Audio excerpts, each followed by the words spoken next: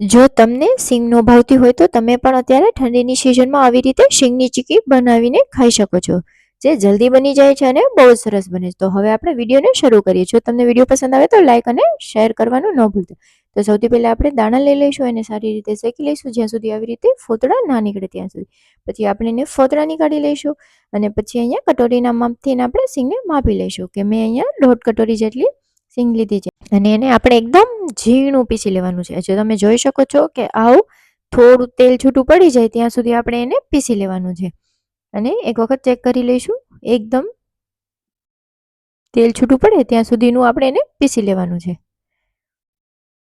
તમે જોઈ શકો છો કે આવું પીસી લેવાનું છે, કોરું કોરું અને છૂટું નથી રાખવાનું.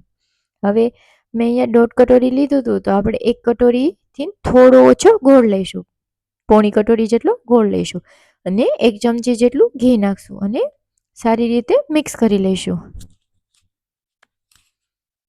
અને મીડિયમ ફ્લેમ ઉપર જ આપણે એને પહેલાં મેલ્ટ કરી લેવાનો છે. ગેસની ફ્લેમ બિલકુલ મીડિયમ જ રાખવાની છે.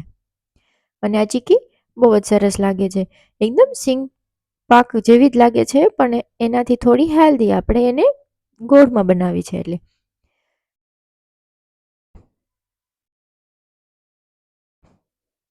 થોડો મારો ગોળ ચીકણો હતો એટલે થોડી વાર લાગી, નહીં તો જલ્દી મેલ્ટ થઈ જાય. તમે જોઈ શકો છો કે આપણો ગોળ એકદમ મસ્ત મેલ્ટ થઈ ગયો છે અને હવે જ્યાં સુધી બબલ્સ ના આવે ત્યાં સુધી આપણે એને હલાવવાનો છે. એક વખતના જ બબલ્સ આવવા દેવાના છે, પછી આપણે એમાં જે આપણું સિંગનો મિક્સર છે એને નાખી દેવાનું છે. તમે જોઈ શકો છો કે બબલ્સ આવી ગયા છે અને હવે જે આપણો સિંગદાણાનો જે મિક્સર હતું એને આપણે એમાં નાખી દઈશું. આવી રીતે એમાં નાખી દેવાનું છે અને જલ્દીથી આપણે એને મિક્સ કરી લેવાનું છે અને ગેસની ફ્લેમ સાવ લો રાખી દેવાની છે. સારી રીતે મિક્સ થઈ જાય ત્યાં સુધી આપણે એને હલાવી લઈશું અને તમે જોઈ શકો છો કે મસ્ત મિક્સ થઈ ગયું છે. હવે ગેસની ફ્લેમ આપણે બંધ કરી દીધી છે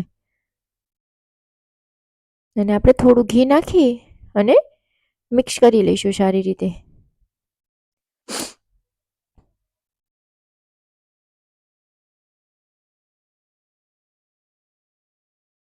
અને આપણું મસ્ત મિક્સ થઈ ગયું છે. હવે આપણે એને એક થાળીમાં ટ્રાન્સફર કરી લઈશું, જે થાળીને પહેલાં ગ્રીસ કરી લેવાની છે ઘીથી. પછી હવે આપણો જે અહીંયા છે એને મિક્સરને નાખી દઈશું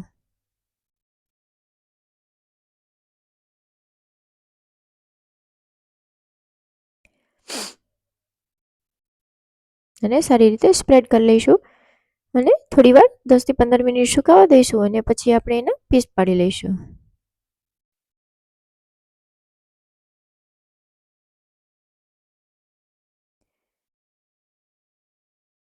તો રેડી છે આપણી સિંગની ચીકી, જે જમવામાં બહુ જ સરસ લાગે છે. તમે પણ આ વિડીયોને જરૂરથી જરૂર બનાવજો. વિડીયો પસંદ આવે તો લાઈક જરૂર કરજો. હર હર મહાદેવ.